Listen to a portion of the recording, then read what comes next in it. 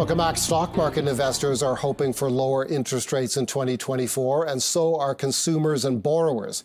Many are missing debt payments, including mortgage payments, according to Equifax Canada, and the credit rating agency sees more pain ahead. Joining us to talk about Canada's consumer debt environment is Sue Hutchison, president of Equifax Canada. Sue, thanks a great deal for joining us. We got some inflation data this morning, and the basic takeaway is that that borrowers and consumers may have to wait a little longer for the Bank of Canada to begin lowering interest rates. What are the stresses like out there on Canadian borrowers? Yeah, so great to be here. I think the good news is that, inflation has come down. We've seen about 70 basis points decrease in October versus September. So that's positive. We are seeing, though, stress around food and shelter costs. So this is a big deal for Canadians. And you're right, we're seeing increasing stress in the market. In terms of mortgages, this is, a large part of consumer debt. We're now at about $2 trillion in total debt. That's about $80 billion up, year over year. So it is quite significant. The growth is slowing, so that's another little bit of good news. But the stress on Canadians with respect to mortgages, we've seen about 30% of variable rates that have automatically been reset. So Canadians are facing higher monthly payments. We've only seen about 25% of lower rate mortgages that have been reset. So we expect to see tremendous pressure, or what we're calling payment shock, with our lenders over the next probably year or so. What about actual delinquencies in mortgage payments? Have they ticked up? And where do they stand by historic norms?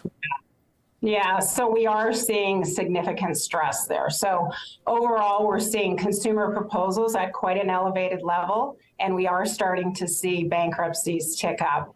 In particular, in Ontario and BC, we're seeing quite a significant increase in missed payments and delinquencies. So in British Columbia, about 122% increase, quite significant. Here in Ontario, just over 40%.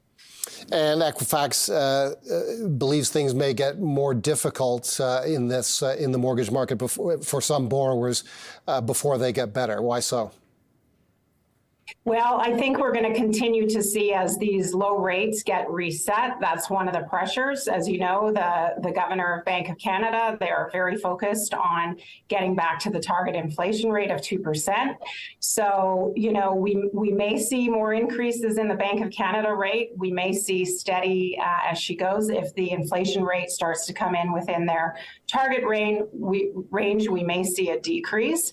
But right now, the Bank of Canada is not talking about lowering rates. So I think that's going to continue to put pressure on Canadians. There are lots of forecasts out there, as you know, that rates will come down. I spoke to the senior economist, the chief economist at TD Bank within the past hour. She and her team believes that the Bank of Canada benchmark rate will decline by 1.5%, 150 basis points through calendar 2024. What kind of relief would that deliver to stressed out consumers and mortgage payers?